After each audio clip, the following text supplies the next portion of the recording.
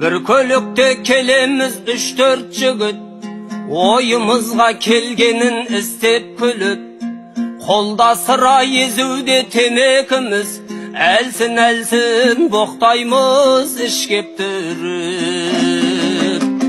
Birimizge birimiz aybar berip, del bizdey mıqtı jigit kaydan dedik, arqırap söylegende adı undap, kaltırap selkildeydi kayran kölük. Ey basqalar bizдің жайды ұғынбайды, сыйластық тектен текке құрылмайды дегенде bir досымның қалтасынан телефон қайта шырылдайды.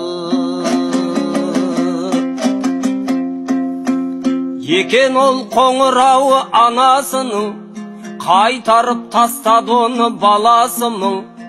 Сұрадым мен неге алмайсың қоңырауды, сол емес пе өмірлік жанашырың. Досым айтты демеңдер ес білмейді, бұрыннан жоқшылықта өстім дейді. Телефоным көнерген арзан еді, шешемнің даусы дұрыс естілмейді. Ей, байқамады ол қателік қылғандығын, жетесіздік желкеден ұрғандығын. Байқамады ең арзан телефонға ең қымбат адам соғып тұрғандығын.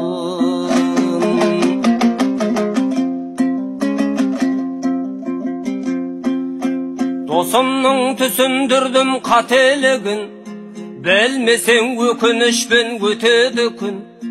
Қасыңда анаң мәңгі жүр алмайды, мәңгілік сақтай алар әкені кім?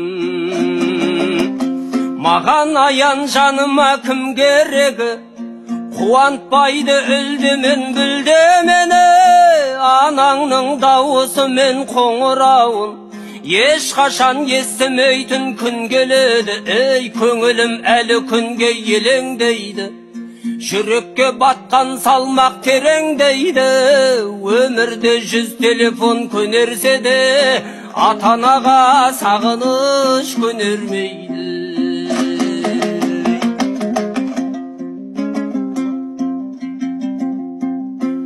Дос жігітке ұқтырып солай дедім, ренжітесің анаңды қалай дедім. Қайтадан анасына хабарласты, жүзінен бір бақытты арай көрдім. Ей, ал мен болсам ең қымбат айфоныма көзден жасым тамшылап қарай бердім.